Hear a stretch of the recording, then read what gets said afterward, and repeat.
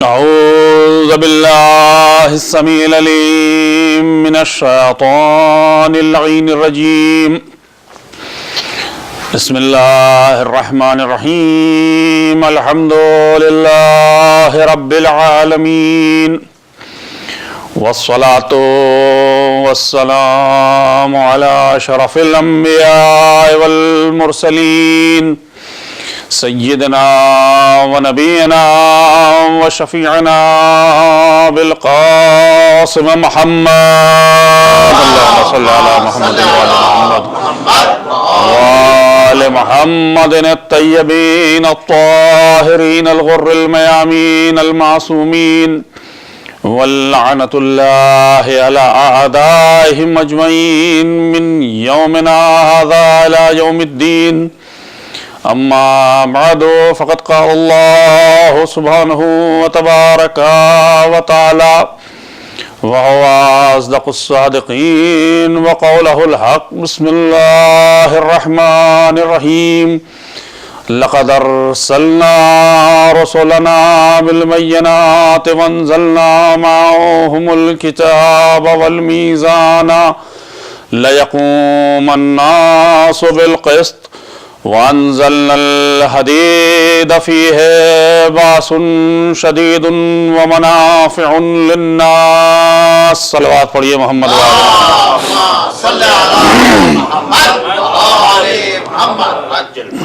عزیزان گرامی، قبل اس کے کہ اپنی گفتگو کو آگے بڑھاؤں، ایام اعزاز سے متعلق کچھ چیزیں آپ کی خدمت میں پیش کرنا چاہتا ہوں. میری گزارش ہے، اور اس میں یہ ہے کہ کل سے یعنی کل 5 محرم ہو جائے گی، اور اس کے بعد سے محرم کے وہ ایام ہیں کہ جن میں مصائب میں کوئی کمی نہیں کرنی چاہیے. تو شاید موضوع میں شاید اتنی وسعتیں نہ دے سکوں، لیکن مصائب میں کوئی کمی نہیں رکھوں گا. آپ حضرات سے بھی آداب اعضاء کو صحیح معنوں میں بجا لانے کی میں گزارش کرتا ہوں. اس میں یہ ہے کہ لباس سے متعلق بھی ہے، اپنی شکل و صورت سے متعلق بھی ہے. ان ایام میں خوشی منانا تو دور کی بات ہے، ہنسنا اور مسکرانا بھی ہمارے ائمہ کا شیوا نہیں تھا، تو ہمیں اسی کو اختیار کرنا چاہیے. اور موضوع اور محل کے حساب سے، موقع اور محل کی مناسبت سے ہی تمام نوحے، مرثیے، نظم، سلام پیش کیے جانے چاہیے. اور اس میں نوحہ خوان حضرات اور وہ حضرات جو اپنے بچوں کو نوحہ سکھا رہے ہیں یا ان کو پڑھنا سکھا رہے ہیں اردو میں، ان کی توجہ کی زیادہ ضرورت ہے. اور میری گزارش یہی ہے کہ موقع محل کے حساب سے کام ہو. کل ہمارے ایک بھائی نے، ایک بچے نے نوحہ پڑھا، وہ 7ویں امام کا نوحہ تھا جو ان کے حال کے اوپر تھا. موقع ضرور ہے، ہر امام کا تذکرہ ہونا چاہیے، لیکن یہ ایام شہداء کربلا کے ہیں. اور میں یہی جانتا ہوں کہ جس دن 7ویں امام کی مجلس ہوتی ہے، یہاں کا تو نہیں جانتا ہوں، اپنے وطن کا جانتا ہوں جہاں رہتا ہوں، اس دن 7ویں امام کا نوحہ پڑھنے والا کوئی نہیں ہوتا. تو ہم کو اس مناسبت کو بھی اپنے ذہن میں رکھنا چاہیے کہ ان ایام میں ان شہداء کا نوحہ پڑھا جائے کہ جن کی شہادت کا سلسلہ چل رہا ہے، تاکہ مجلس موضوع کے حساب سے، موقع کے حساب سے، محل کے حساب سے بہترین ہو کر کے سامنے آئے، اور اس میں گریہ ہو اور ذکر ہو ان کا. لہٰذا میری گزارش ہے آپ حضرات اس کو توجہ میں رکھیں گے انشاءاللہ، اور ان کو گائیڈ کیجئے. بچے نہیں جانتے ہیں، ان کو نہیں معلوم ہے، ان کو آپ کو بتانا ہوگا. ہو سکتا ہے کسی نوحے کی لہن، کسی نوحے کی دھن بہت اچھی ہو، بچے نے یاد کر لیو، لیکن اس کا موقع ابھی نہیں ہے. کسی موقع پر وہ یقیناً کام آئے گی، اور یقیناً اس کو پڑھنا چاہیے. صلوات پڑھیں محمد وعلی محمد. کل ہم نے گفتگو کی تھی اور ہم یہاں تک پہنچے تھے کہ جب متکلمین کی بحثیں شروع ہونے لگیں تو اس میں فرقے بننے لگے، اور ان فرقوں میں یہ امتیازات پیدا ہونے لگے کہ آیا انسان مختار ہے یا اللہ کے جبر کے تحت وہ تمام کام کو انجام دیتا ہے. اور اسی کے ساتھ ساتھ جیسے میں نے عرض کیا تھا کہ جبر و اختیار کی بحث جب آگے بڑھتی گئی تو یہ وہاں تک پہنچ گئی کہ توحید پر بھی اس کے حملے ہونے لگے. اللہ کے قدیم ہونے کے اوپر اعتراضات پیدا ہونے لگے اور اس کی صفات اس کی ذات سے جدا کر دی گئیں، کچھ فرقوں نے کر لی، جس کے نتیجے میں یہ ہوا کہ اس کی توحید اور اس کی قدیم ہونے میں ہی ایک بہت بڑی مشکل پیدا یہ ہو گئی کہ دونوں میں آپس میں جھگڑے ہونے لگے۔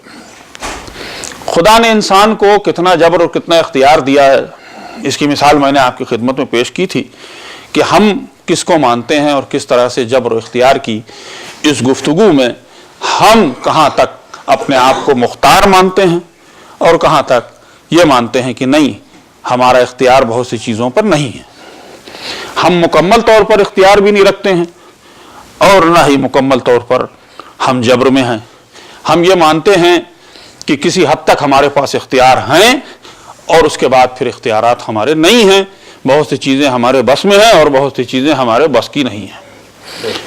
جہاں تک اس گفتگو کی بات ہے، اس میں بہت سی مثالیں بھی موجود ہیں اور بہترین مثال وہ ہے جو ائمہ پیش کرتے ہیں، اس سے بڑھ کر کے کوئی مثال ہو نہیں سکتی ہے۔ لہذا اسلام کے ایک بہت بڑے عالم ابو حنیفہ وہ چھٹے امام کی خدمت میں گئے اور انہوں نے بھی یہی اسٹیٹمنٹ دیا ہے کہ اگر وہ 2.5 سال مہینے گزارے نہ ہوتے امام صادق کے ساتھ تو یہ ہلاک ہو جاتے۔ حضور والا بات یہی ہے کہ جو نور کا مجسمہ ہوتا ہے اللہ کی طرف سے، اگر اس سے دور ہو جائے تو ہر انسان یہی کہتا ہے اگر یہ نہ ہوتے تو میں ہلاک ہو جاتا۔ ایک صلوات پڑھیے محمد والے۔ تو چاہے دور اول کی بات ہو اور چاہے چھٹے دور کی بات ہو، ہماری نظر میں تو وہ بھی محمد مصطفیٰ اور یہ بھی محمد مصطفیٰ، اول بھی محمد، آخر بھی محمد، اوسط بھی محمد، سب کے سب محمد ہیں۔ آواز بلند آ رہا ہے صلوات۔ تو یہ جب امام کے در دولت پہ پہنچے تو امام اس وقت گھر میں تشریف فرما تھے، ملاقات اس وقت ہو نہیں سکتی تھی، منتظر باہر بیٹھے ہوئے تھے۔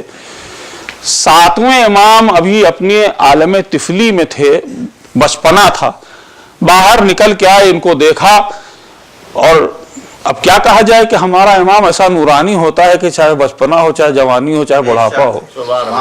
ارے امام حسن اور حسین کو جب رسول لے کر کے آ گئے تھے مباہلے کے میدان میں تو آپ سوچئے کہ رسول کی اگر آغوش میں حسین ہوں، انگلی پکڑے ہوئے حسن چل رہے ہوں، پشت پر ان کے شہزادی کونین ہوں اور ان کے پیچھے علی مرتضیٰ ہوں، تو کیا یہ ایک صورت بن کے سامنے آئے گی؟ نورن علی نور کی کیفیت ہوگی۔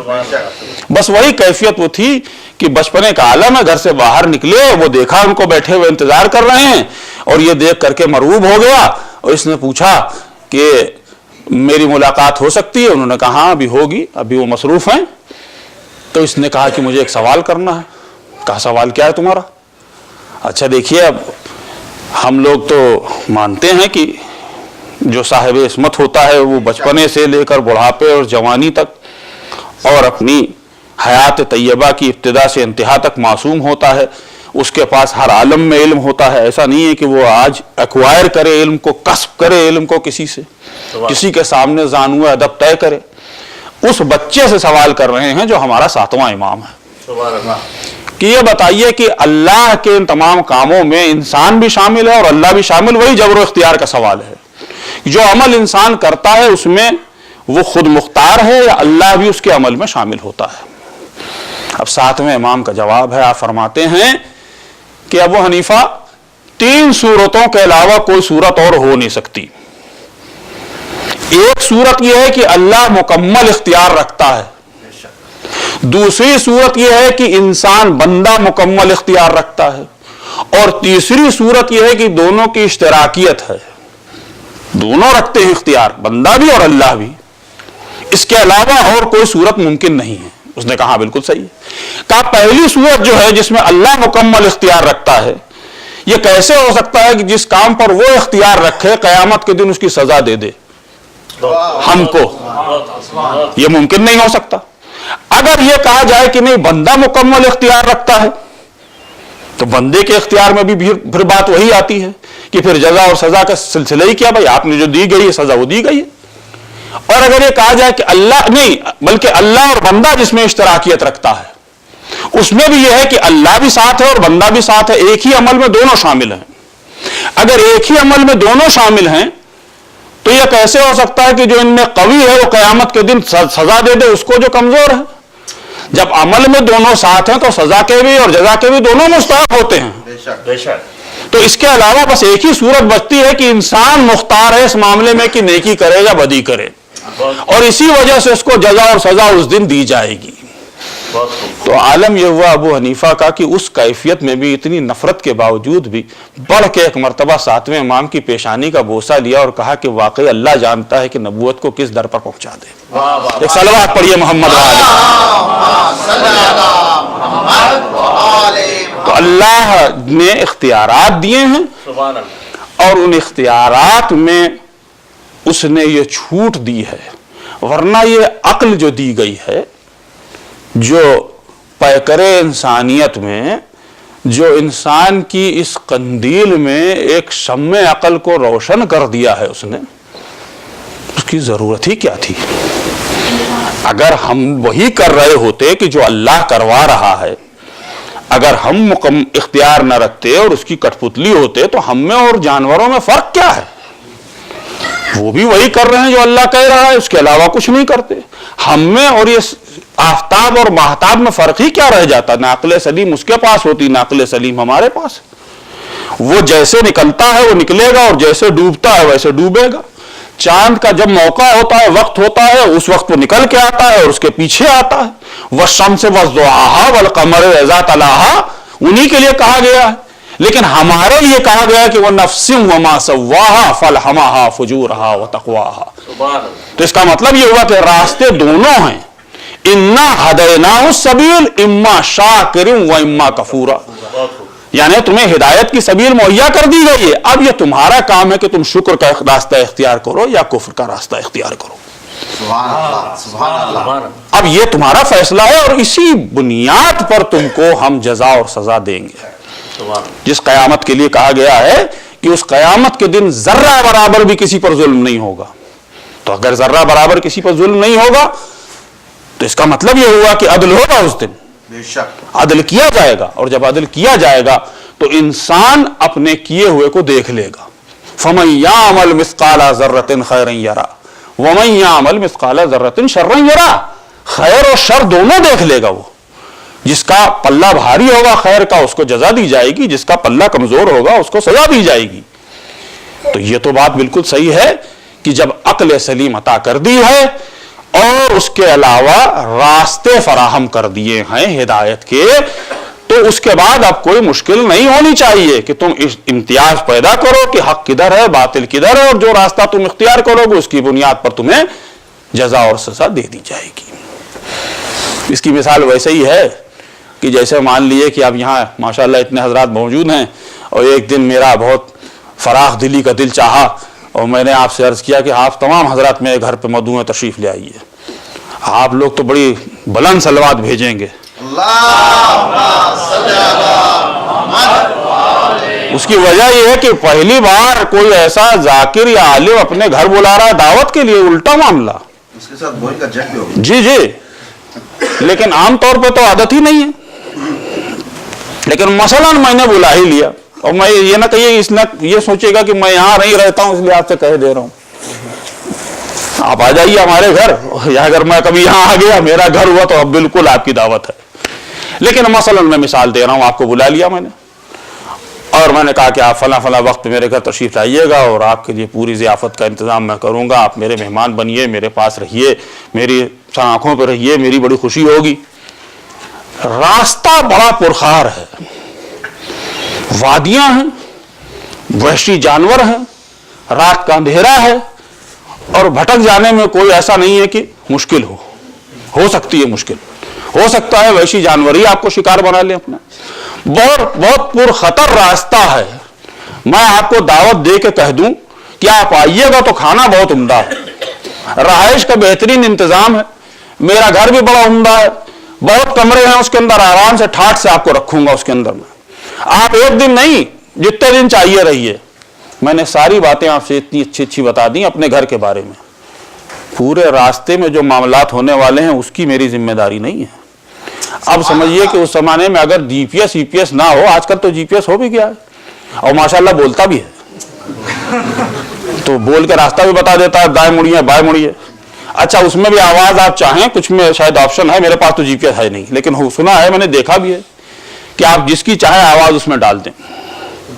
اب اگر کسی صاحب اپنی بیگم صاحبہ کی آواز ڈال دیں تو فوراً راستہ تلاش کر لیں گے. ایک صلوات پڑھیے محمد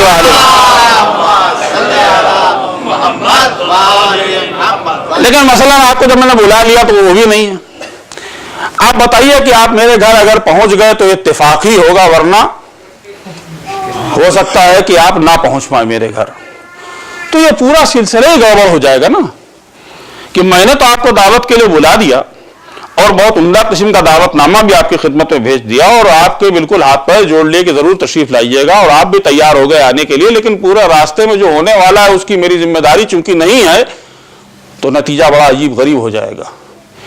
اللہ نے آپ کو جنت کے وہ گھر دکھلائے ہیں، بے شک وہ بیت جنت کے، وہ نہریں سلسبیل، وہ حوریں اور وہ غلمان اور وہ زمرد کے گھر جن میں خوشبو آ رہی ہے اور ایک معطر ماحول ہے اور پورا آپ سن لیں نہریں بہ رہی ہیں اور نہ جانے کیا کیا، تکیہ لگائے ہوئے بیٹھے ہوئے ہیں متکئین علی فروشہم، آرام سے.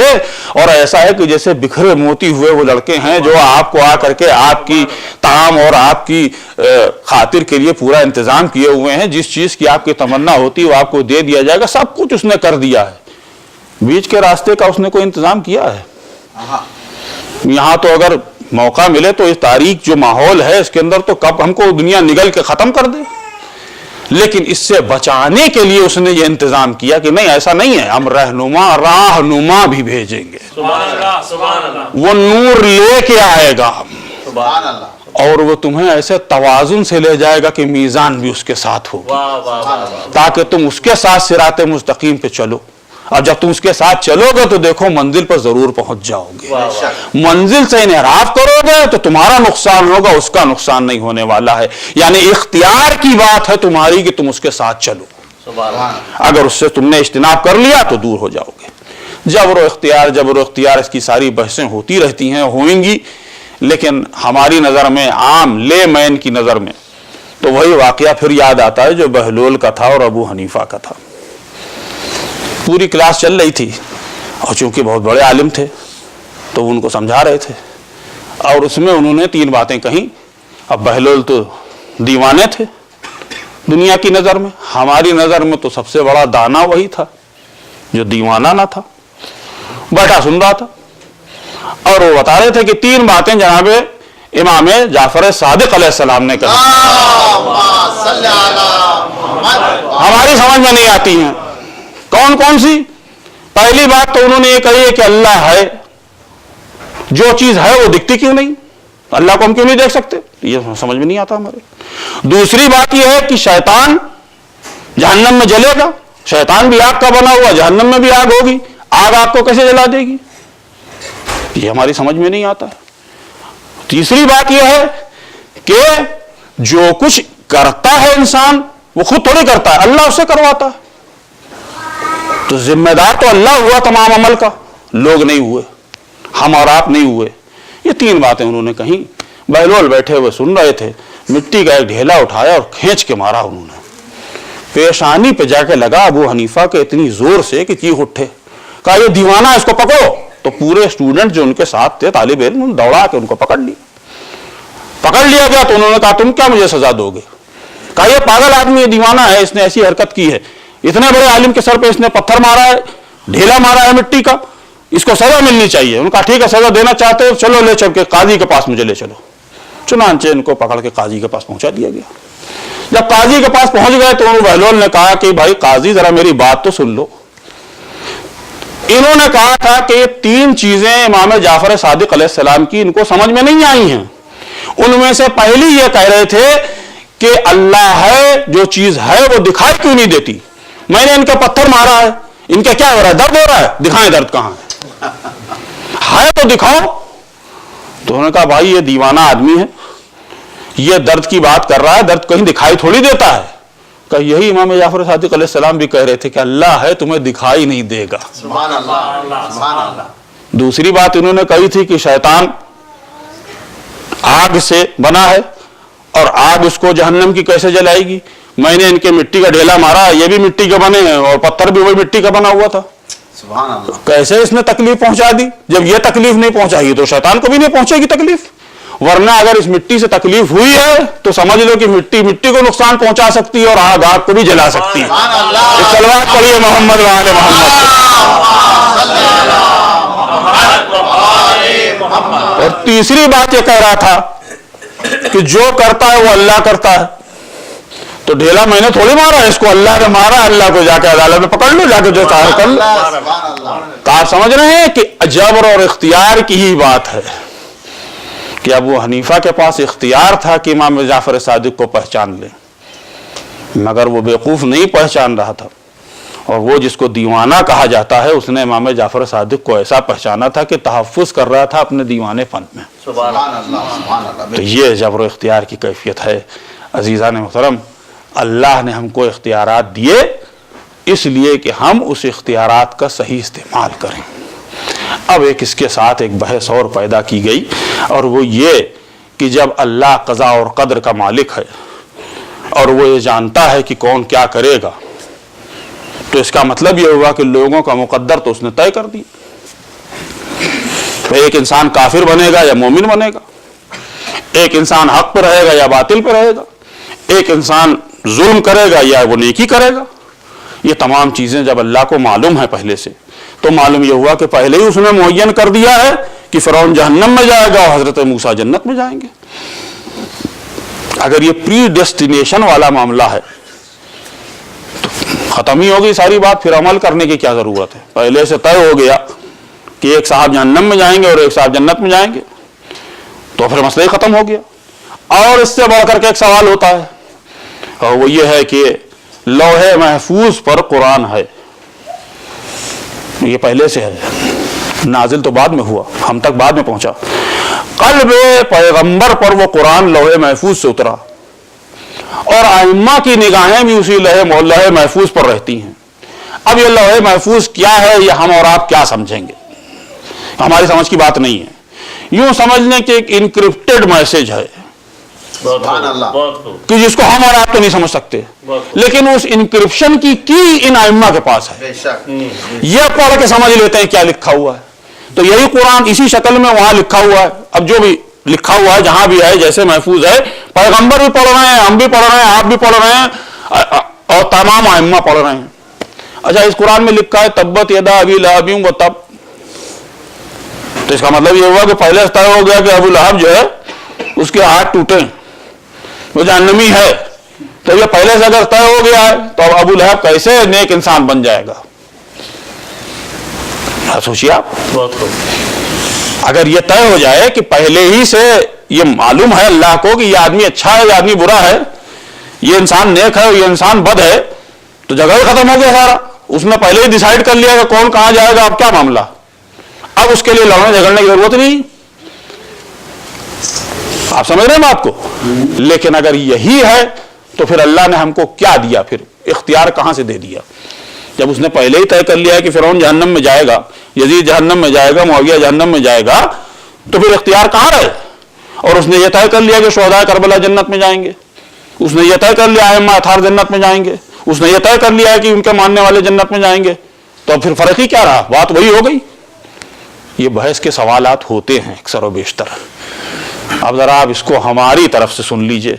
हालांकि इसके तो बड़े फलसफियाना जवाब हो सकते हैं, उलमाए कराम आपको बेहतरीन जवाब देंगे। हम मिसाल से आपकी खिदमत में जवाब पेश करना चाहते हैं। सलवात पढ़िए मोहम्मद।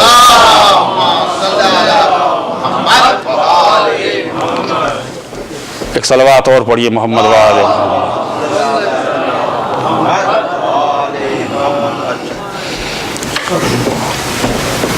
हुजूर वाला, आप किसी जंगल में तशरीफ ले जा रहे हैं, बहुत खूबसूरत जंगल है, बड़े बड़े दरख्त हैं, और उस दरख्त पर एक दीवाना है जो एक किसी शाख पर बैठा हुआ है, और उसके हाथ में बहुत खूब अच्छे किस्म की आरी है, वो पावर वाला बिल्कुल जो होता है ना, 2 मिनट में जो काट दे। उसने उसी शाख को काटना शुरू किया जिस पर वो बैठा हुआ है। आप वहां से गुजरे, अभी वो शुरू ही कर रहा था, आपने उससे कहा देखो अगर तुमने इसी शाख को काटा जिस पे बैठे हो तो गिरोगे तो मर जाओगे तुम। आपने उसको तंबीह की, किस बिना पे की? अपने तजुर्बे की बिना पे कि 50 फीट ऊपर बैठा हुआ है, इसका पूरा वजन है, जिस शाख पे बैठा है उसी को काट रहा है, तो काटेगा तो नतीजा क्या होगा? ग्रेविटी की वजह से वो नीचे गिरेगा, और 50 फीट से जब नीचे गिरेगा तो वो जाहिर है उसके फिर जान थोड़ी बचेगी, हाथ पैर तो टूट ही जाएंगे। तो आपने तंबीह कर दी, 2 मिनट का आप चले थे, 10 मिनट आगे धड़ाम से आवाज आई, वो नीचे आ गए। बताइए, आप पर इल्जाम लगाया जाएगा कि आपने उसको गिराया है? बहुत खूब। आपसे कहा जाएगा कि भाई आप थे, आपको मालूम था, आप जानते थे कि ये होने वाला है, आपने कहा भी, सुभान अल्लाह। लेकिन उसके बावजूद वो गिर के मर गया, जिम्मेदारी आपके सर पर मर दी जाए? ये अलबत्ता कहा जा सकता है अगर वहां इंतजाम हो कि 911 को कॉल कर देते, सुभान अल्लाह। सुभान अल्लाह। लेकिन इसके अलावा आप कुछ नहीं कह सकते। अगर वहां 911 का इंतजाम नहीं है, जंगल है, आपने अपनी तौर पर देख के तंबीह कर दी कि ये गिरेगा और मर जाएगा, तो जो नतीजा था उससे आप वाकिफ थे, लिहाजा आपने पहले ही बता दिया। सुभान अल्लाह। अगर वो काटना रोक देता तो बच जाता। अल्लाह ने भी यही कज़ा और कदर का इंतजाम कर रखा है। अबू लहब अगर चाहता तो अपने आप को ठीक कर सकता था, फिरौन चाहता तो अपने आप को ठीक कर सकता था। हुज्जत तमाम कर दी गई थी, उसके बाद भी उसने तंबीह को नहीं सुना, जहन्नम का शिकार बन गया। एक सलवात पढ़िए।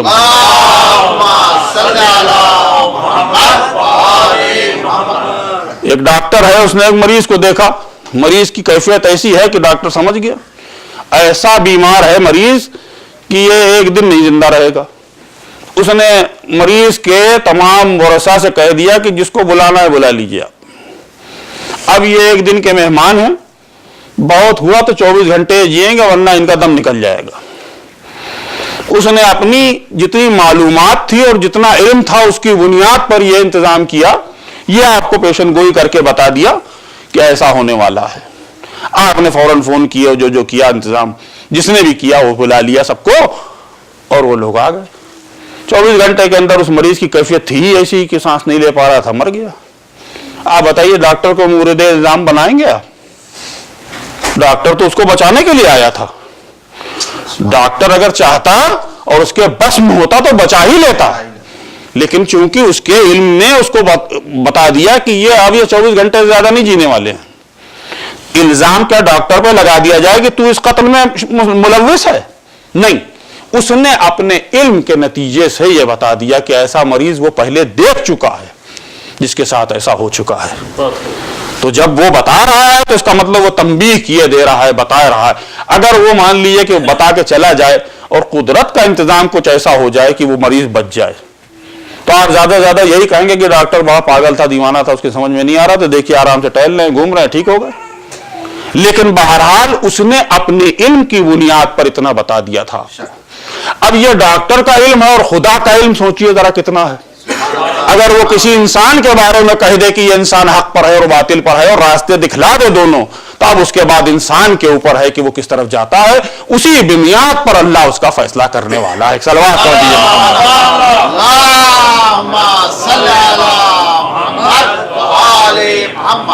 तो जनाब वाला कज़ा और कदर के इन मसलों को भी बड़े पेचीदा हैं, बड़े वैसे हैं कि अगर उनको बयान किया जाए तो एक लंबी बहस है जिसको आपकी खिदमत में पेश किया जाए।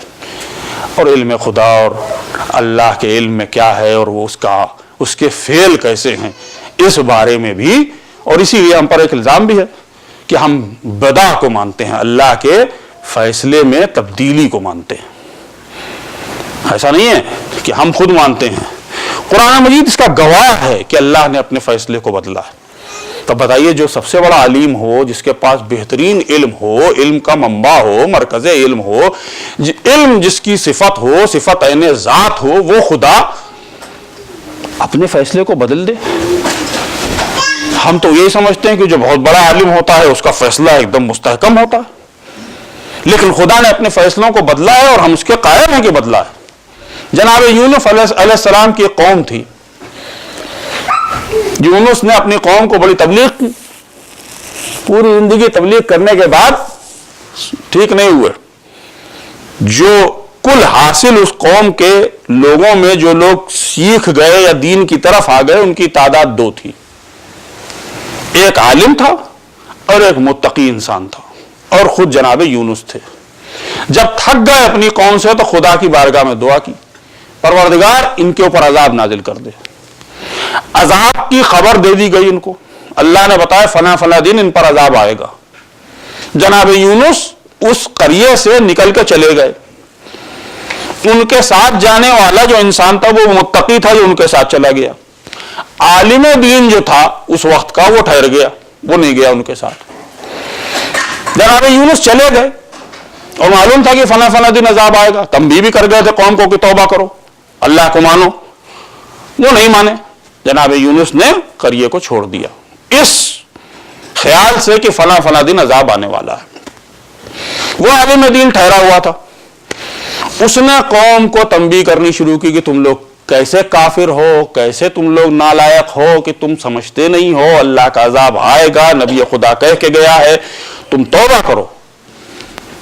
اس کے کہنے کا اثر یہ ہوا کہ بعد میں قوم کے دل پر اثر ہوا کہ نبی خدا بھی ہمارے درمیان سے چلا گیا ہے، اب کوئی موقع ایسا بہانہ نہیں ہے اللہ کے پاس کہ ہم کو بخش دے، کیونکہ نبی جب ہمارے درمیان سے چلا گیا تو عذاب بالکل آنے ہی والا ہے۔ چنانچہ آثار عذاب بھی آنے شروع ہو گئے، گھنگھور گھٹائیں چھا گئیں اور بجلی کڑکنے لگی اور حالات ایسے ہونے لگے کہ پوچھئے نہیں، لگے کہ اب عذاب آئے گا، اب عذاب آئے گا۔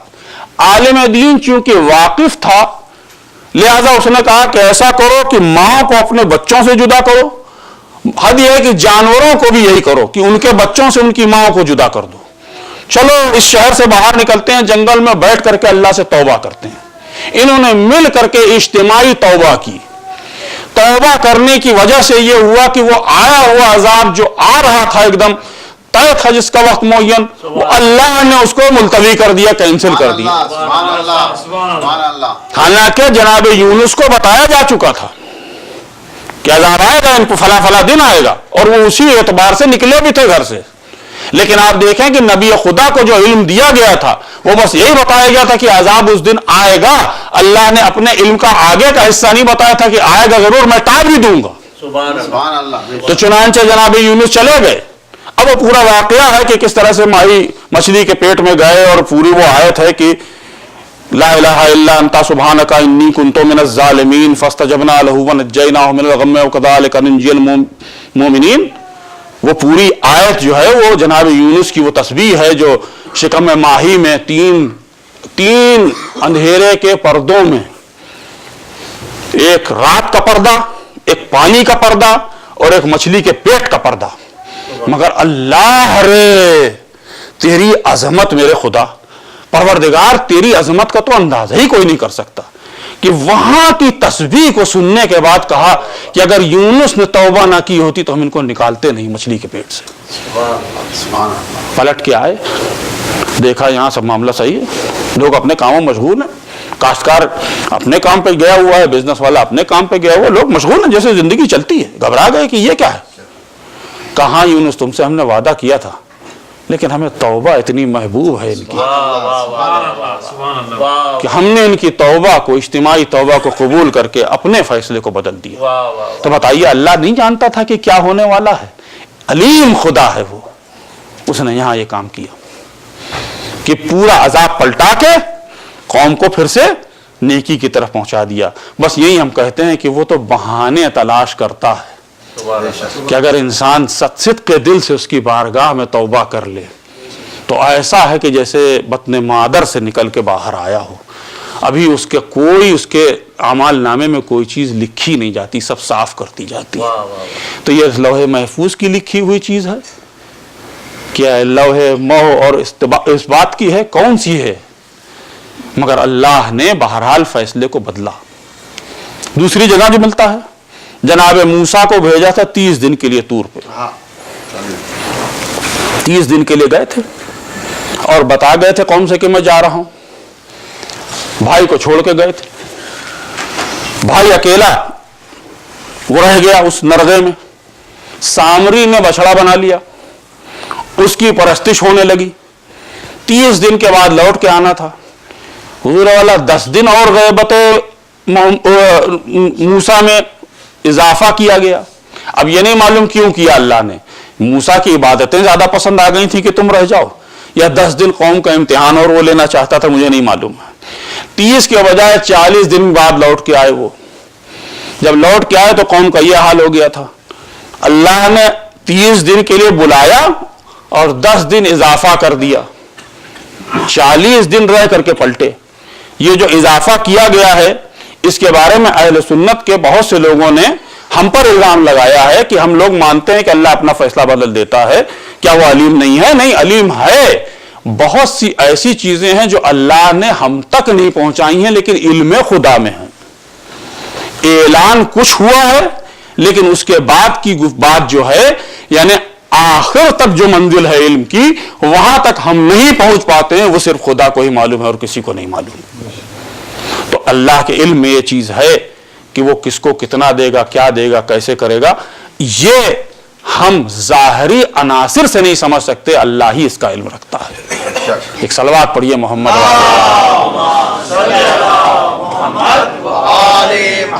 تو وہ خدا جو اتنا بڑا علیم ہے وہ سب جانتا ہے اور اسی بنیاد پر وہ ہر انسان کو مواقع فراہم کرتا ہے. یہ تو کوئی کہہ ہی نہیں سکتا کہ ہم کبھی اللہ کی طرف ہمارا ذہن متوجہ ہوتا ہی نہیں. جتنا بڑا ظالم کیوں نہ ہو. یہی فرعون جس کا تذکرہ ابھی چل رہا تھا یہ بھی جا کر کے جنگل میں اللہ سے دعا مانگتا تھا. اپنی خدائی کا ایک طرف اعلان کرتا تھا اور دوسری طرف جا کر کے کہتا تھا کہ تو ہی خدا ہے. ربکم آلت تو ہی ہے. پانی برسا دے، دریا میں روانی پیدا ہو جائے، یہ کام ہو جائے، وہ کام ہو جائے. کیوں؟ اس لیے کہ کہیں نہ کہیں کسی نہ کسی جگہ جا کر کے وجود الہی کی بھی ایک نہ ایک ٹھوکر لگتی ہے جس سے انسان سمجھ جاتا ہے کہ نہیں، میں کچھ نہیں ہوں، وہی سب کچھ ہے. بے شک. ورنہ اس پیکرے انسانی کو آپ سوچئے کہ اس نے جو کہا ہے کہ ہم آفاق میں اور انفس میں اپنی نشانیاں تمہیں دکھلا دیں گے. تمہارے نفسوں میں بھی تم اپنی نشانی دیکھو گے اور آفاق میں بھی اپنی نشانی کو دیکھ لو گے، میری نشانی کو دیکھ لو گے. تو جب نشانیوں کو دیکھے گا انسان تبھی اللہ کی معرفت رکھے گا.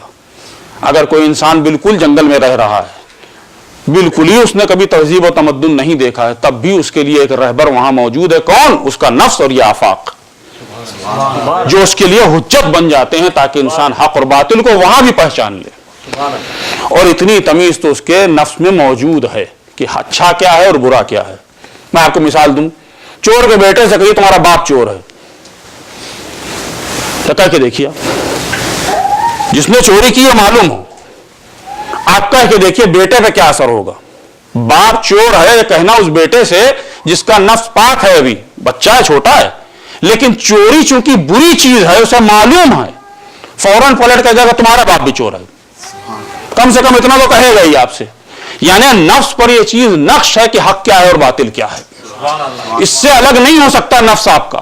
تو وہ جو جنگلوں میں رہ رہے ہیں جن کے اوپر کوئی حجت تمام نہیں کی گئی ہے بظاہر، نہ ان کے پاس کتاب آئی ہے، نہ نبی آیا ہے، نہ امام آیا ہے، کوئی اور حجت نہیں ہے، صرف اپنے جسم کی حجت ہے اور وہ آفاق کی حجت ہے. اس سے خدا کو پہچان سکتے ہیں. اور ہر جگہ حاضر و ناظر ہے. وہ ہر جگہ حاضر و ناظر ہے تو کیسے ہے؟ آپ اپنے جسم میں دیکھ لیجئے. حضور والا چل رہے ہیں آپ اور کہیں دروازہ چھوٹا ہو، آپ کے قد سے کم ہو، نکلنے کی کوشش کیجئے، ذرا سا ٹکرا جائے، لگی چوٹ یہاں ہے، اثر پورے جسم پر ہے. پیر میں کانٹا چبھ جائے، کیل لگ جائے، لگا ہے پیر میں، پورے جسم میں آپ کے خبر پہنچ گئی ہے کہ یہاں یہ پرابلم ہے. میڈیکلی بھی جو ڈاکٹر اگر یہاں موجود ہیں تو بتا سکتے ہیں کہ جسم کا خون وہاں جانا شروع کرتا ہے کہ پہلے اس کو بند کرو، جو بہ رہا ہے خون، پہلے یہ راستہ بند کیا جائے تاکہ خون جسم سے نہ نکل جائے. اور اس کے بعد پورے جسم میں ایک جگہ تکلیف ہے، پورا جسم واویلا کرتا ہے. تو ہے چوٹ ایک ذرا سی پیر میں، پاؤں میں، نتیجہ یہ کہ پورا جسم اس سے مطلع ہو گیا ہے. بس یہی اس کی کیفیت ہے کہ پورے عالم جو دیا ہے اس نے اللہ نے کہ ایک جگہ ذرا سی خبر ہوتی ہے پورے میں پہنچ جاتی ہے. وہ خدا بھی ویسے ہی خبیر ہے کہ پورے عالم کا خدا ہے. جب اپنے جسم کو پہچان لو گے، اپنے نفس کو پہچان لو گے تو خدا کو پہچان لو گے. صلوات پڑھیے محمد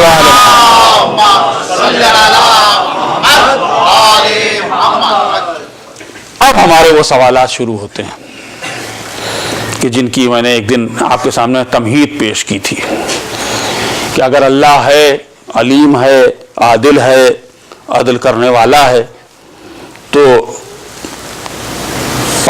پہلی بحث یہی ہے کہ کیا وہ خیر کا منبع ہے یا نہیں ہے؟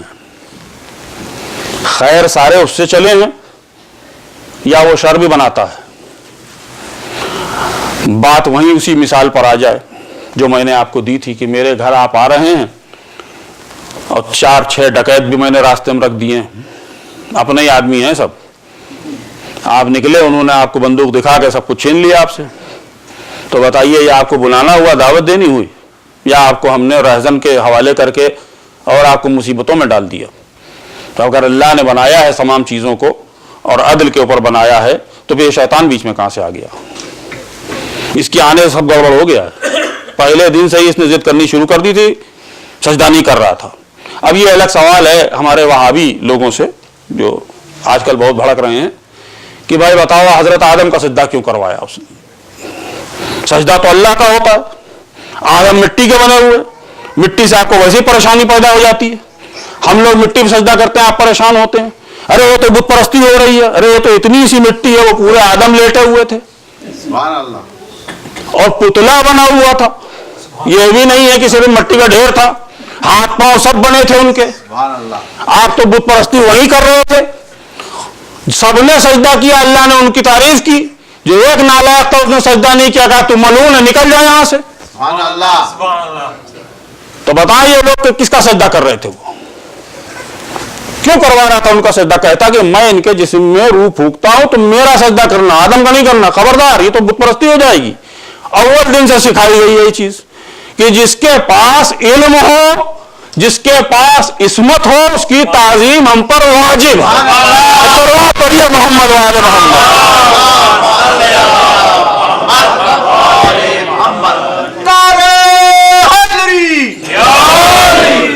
تو آپ بتائیے پھر شیطان بیچ میں آ گیا تو اس سے کیا ہوگا؟ پھر راستے میں تو ایک آ گیا رہزن نا، اس کے آ جانے سے کتنی مشکلیں پیدا ہو گئی۔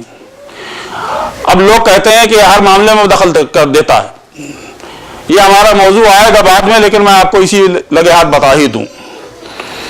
شیطان کے ہونے سے بہرحال یہ ہے کہ نیکی میں ہر جگہ مخل تو ہوتا ہی ہے، وہ جہاں آپ نیک کام کرنے چلے کوئی نہ کوئی بہانہ آپ کو دینا شروع کرتا ہے، ارے نماز ابھی تھوڑی دیر رک کے پڑھ لینا، کیا ہوا 5 منٹ میں کوئی نکل تھوڑی جائے گا سورج، اللہ نے پورا دن بنایا ہوا ہے، ارے چھوڑو ابھی خیرات کرنے کا کیا وقت ہے، بہت ہے پیسے، وہ کسی اور کام میں لگا دینا، ارے یہ نہیں کرو وہ نہیں کرو۔ یہ جو پوری مسلسل اسٹرگل چل رہی ہے اپنے نفس سے، اور وہ موجود ہے، اور اس کے اوپر کتنے لعنتیں پڑ رہی ہیں، ہم شروعات ہر چیز کی اعوذ باللہ من الشیطان الرجیم سے ہی کرتے ہیں، ہر طرف ہے۔ تو میرا سوال تو یہ ہے کہ ٹھیک ہے، ہاں ٹھیک ہے، نقصان تو ضرور ہے، ہماری تکلیف ضرور ہے، ہمارے عقیدے کے لیے بالکل صحیح فٹ بیٹھتا ہے۔ کیوں؟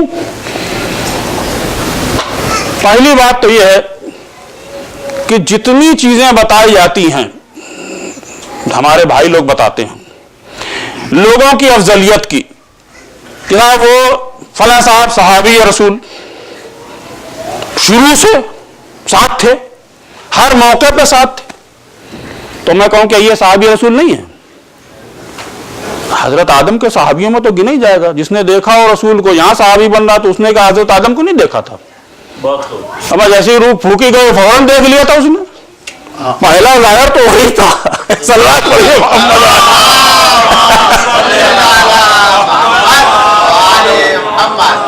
اور تو اور یہ سب تو صرف رسول کے صحابی، وہ تو فرشتوں کا بھی صحابی، حضور والا ایک ہی صف میں کھڑا ہو کر نماز پڑھتا تھا، 2 رکعت نماز 4000 سال میں ادا کرنے والا ہے شیطان، خضوع خشوع میں کوئی کمی نہیں تھی اس کے، تو اس کو دیکھ کر کے نہیں مانا جائے گا، اگر آپ مانتے ہیں تو دیکھیے ذرا کیسا تھا وہ۔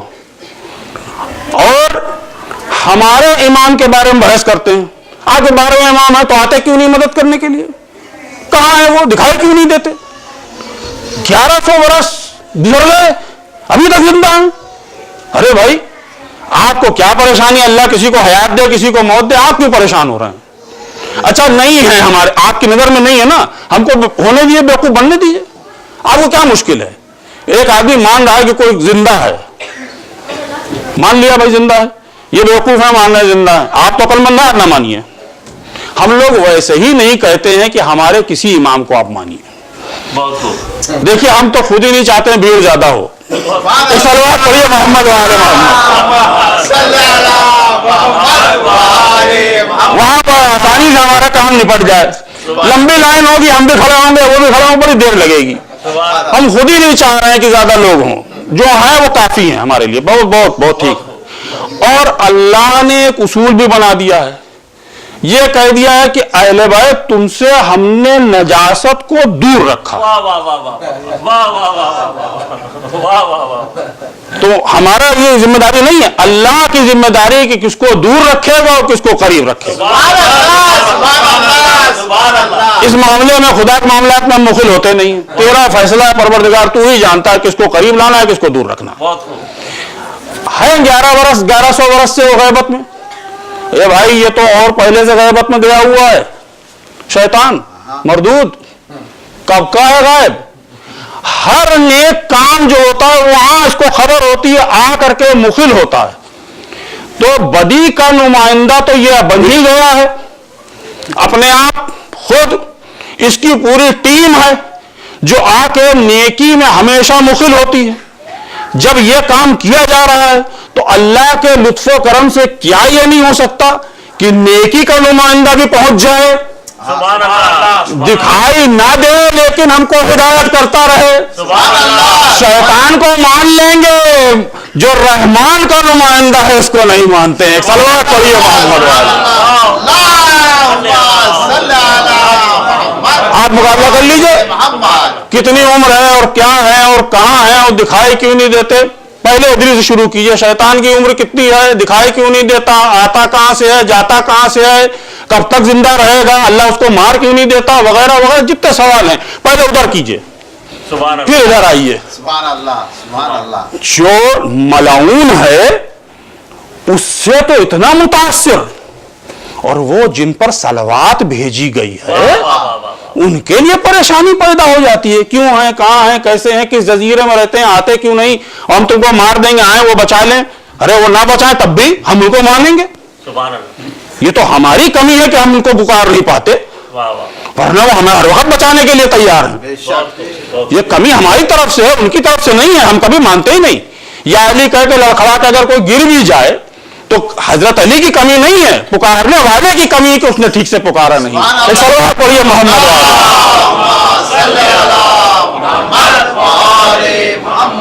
مگر لیکن اگر آپ غور کیجئے تو پروردگار عالم نے شیطان کو شروع سے ایسا نہیں بنایا تھا. اس کو تو پروردگار نے بلندی عطا کی تھا جنات میں سے, لیکن پہنچایا کہاں؟ فرشتوں کی صفوں تک. اس کی نیکی کی وجہ سے, اس کے خضوع اور خشوع کی وجہ سے وہاں تک پہنچا دیا کہ صفے ملائکہ میں کھڑا ہو کے نماز پڑھتا تھا. تو آپ کیا کہہ سکتے ہیں کہ اللہ نے بیچ میں ہم لوگوں کے اس کو ڈالا ہے؟ یہ تو اس خود ملعون تھا کہ اس نے نمائندہ خدا کو نہیں پہچانا, اللہ کے خلیفہ سے انکار کر رہا تھا. نتیجہ یہ ہوا کہ ملعون بن گیا. اب چونکہ اتنی نیکی کر چکا تھا تو قیامت میں اس کا حصہ اللہ دینا نہیں چاہتا تھا.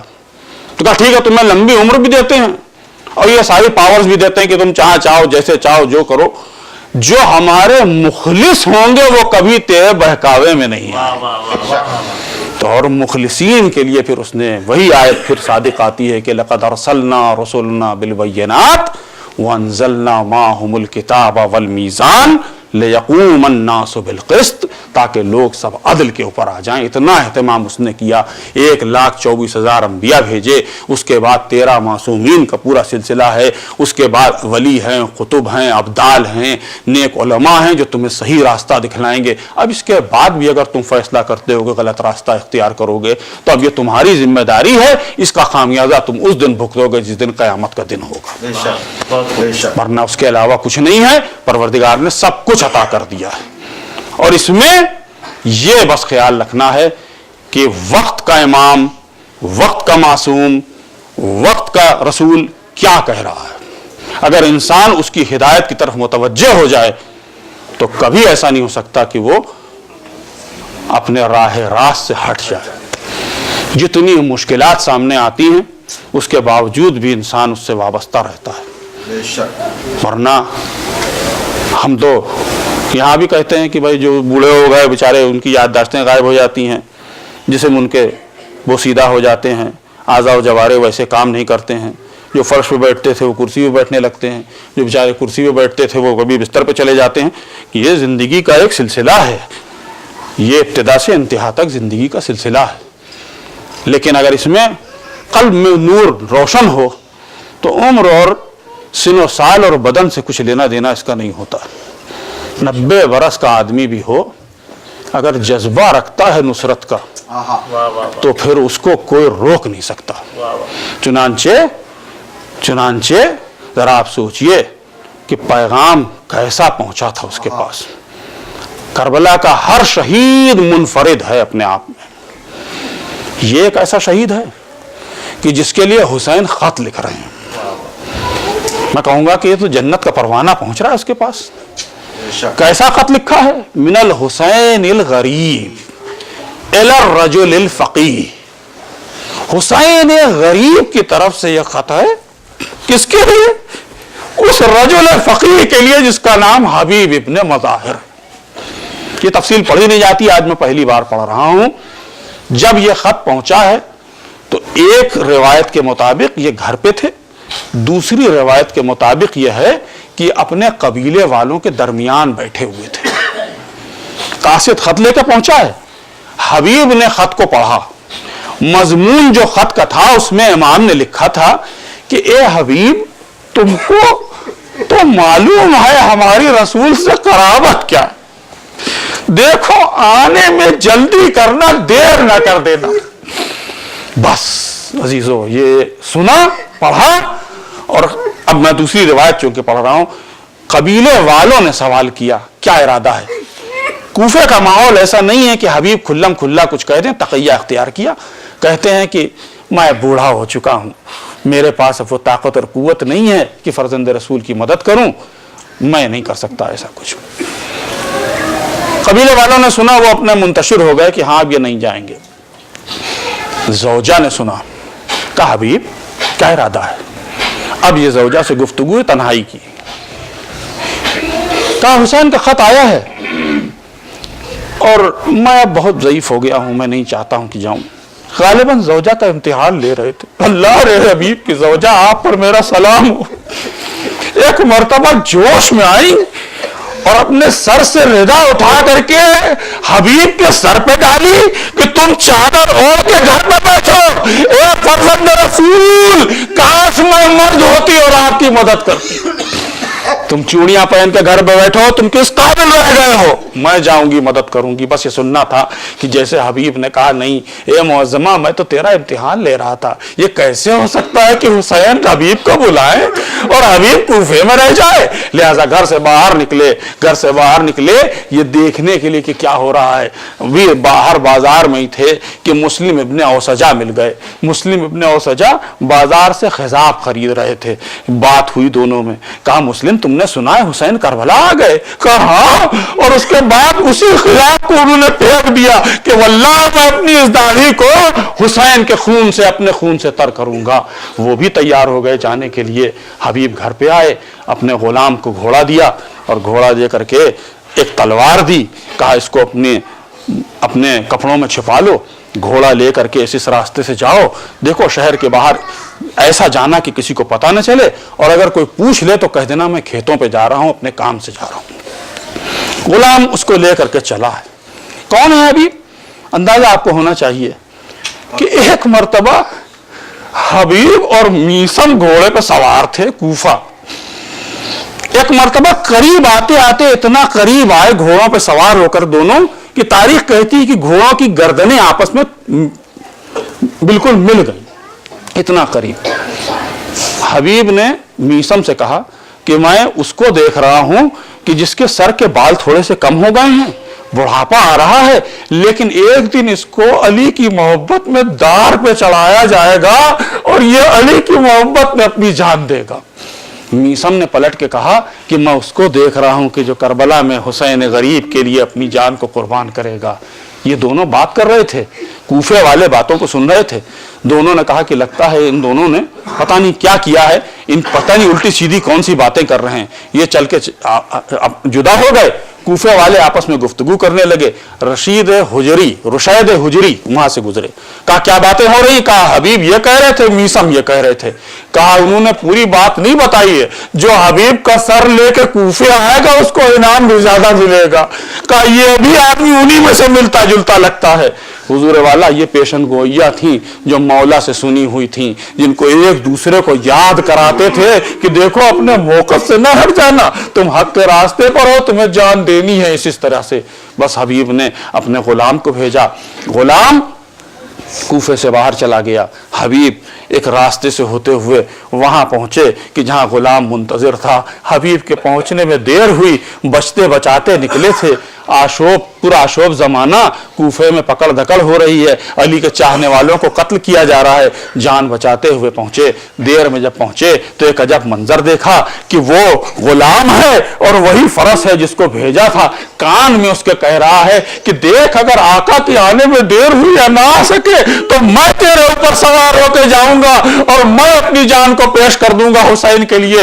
हबीब के कानों में आवाज गई। एक मर्तबा करबला की तरफ पलटे, कहा अपना रसूल अल्लाह, ये कैफियत हो गई है कि गुलाम ऐसे अरमान रखते हैं दिल में। कहा नहीं नहीं, मैं जाऊंगा हुसैन की नुसरत के लिए। घोड़े पे सवार हुए, चलना चाहते हैं। एक मर्तबा पलट के गुलाम से कहते हैं, ए गुलाम, तुझको मैंने आजाद किया, तेरा जहां दिल में आए जा, जैसे चाहे रह, मुझे अब तुझसे कोई लेना देना नहीं है। तारीख कहती है कि गुलाम ने पैरों को पकड़ लिया। ए मेरे आका, अब जब आप जा रहे हैं तो मुझे भी लेते चलिए, मैं आपके साथ बिना कैसे रहूंगा?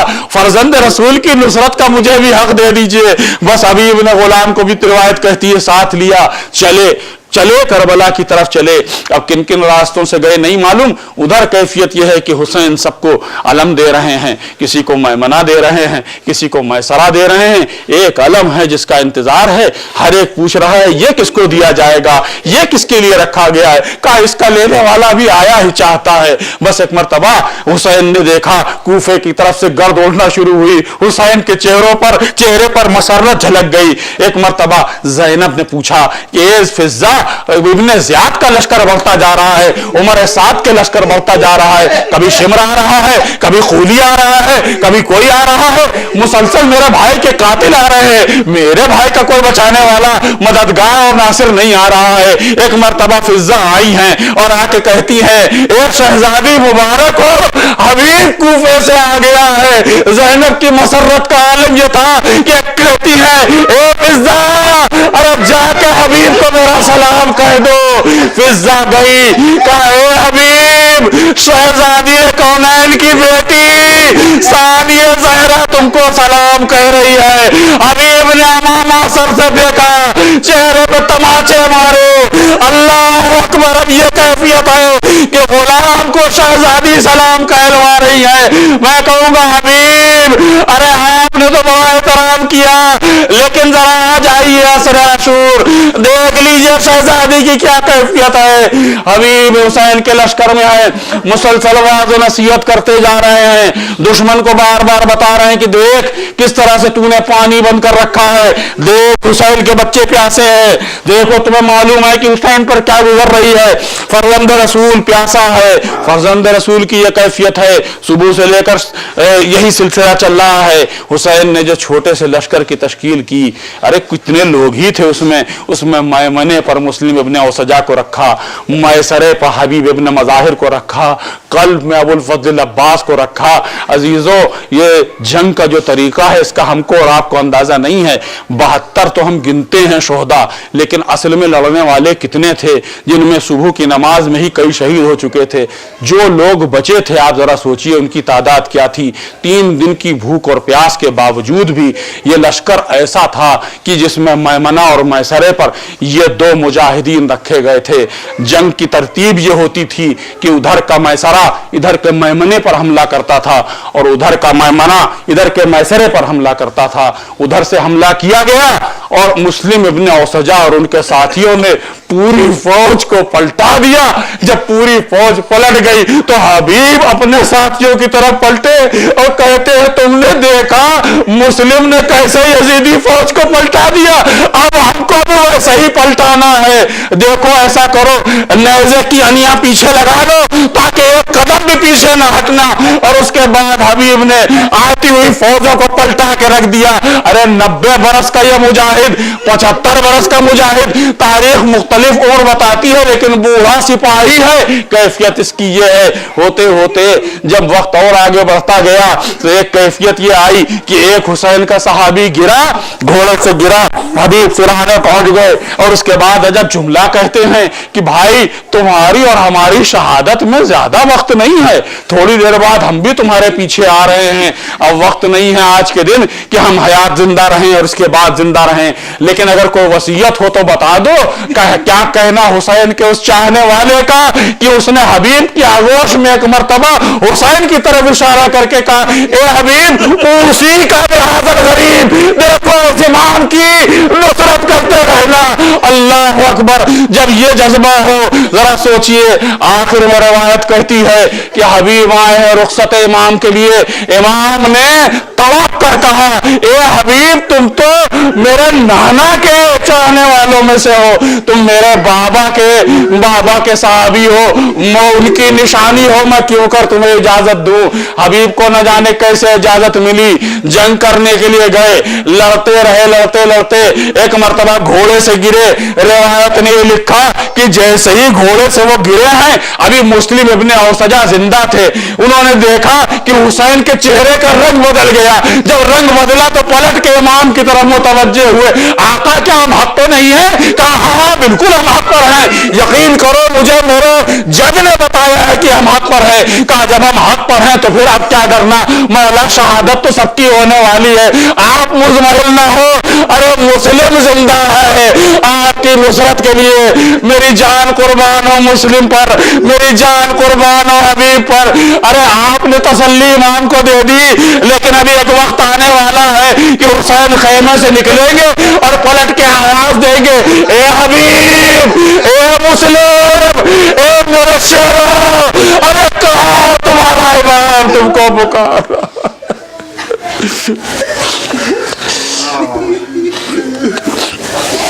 लानतुल्लाहि अला कौमिज़ ज़ालिमीन वस्सलामुल्लज़ीना ज़लमू यन्क़लिबून। खुदाया हम लानत भेजते हैं दुश्मनान अहले बैत पर, खुसूसन करबला के उन ज़ालिमीन के ऊपर जिन्होंने अहले बैत के ऊपर पानी बंद किया और जुल्म और जौर उनके ऊपर किया, अहले बैत के तमाम हुर्मत को तार तार किया, उन सब के ऊपर हमारी लानत है। परवरदिगार उसको पहुँचा दे उन तक और हम सबको सही मानों में अज़ाए हुसैनी करने की तौफीक अता फरमा। पालने वाले हबीब का रोज़ा हुसैन के रोज़े में सिरहाने है हुसैन के। क्या कहना है हबीब की नुदरत का, क्या कहना है उनके मज़ार का। हम जब जाते हैं तो कहते हैं अस्सलामु अलैका या कमर ज़ाहिर या हबीब इब्ने मज़ाहिर। पालने वाले हुसैन के गुलाम के सदक़े में हम सबको रोज़ा हुसैनी तक पहुँचा दे, उस ज़री को चूमने का हमें शरफ़ अता फरमा और सही मानों में हबीब जैसा बावफा इंसान हमको बना दे। हमारे गुनाह ने कबीरा और सगीरा को माफ़ कर दे, जो हम में से चले गए हैं इस दुनिया में उनकी मग़फ़िरत कर, उनकी कब्रों को मुनव्वर कर दे, मकामात मुक़द्दसा की हिफाजत फरमा, तमाम शियान अहले बैत की हिफाजत फरमा, जहाँ जहाँ वो जुल्म और सितम के शिकार हैं उनकी हिफाजत फरमा, खुसूसन पाकिस्तान में, अफ़गानिस्तान में, इराक़ में, सीरिया में, जहाँ जहाँ उनके पर जुल्म किया जा रहा है उनकी हिफाजत फरमा और हम सबको तौफीक अता फरमा कि हम उनके तमाम उन शोहदा की जितने भी फैमिली हैं, बच्चे हैं, उन सब की खिदमत कर सकें और उनकी ज़िंदगी को बना सकें। रब्बना तक़ब्बल मिन्ना इन्नका अंतस समीउल अलीम।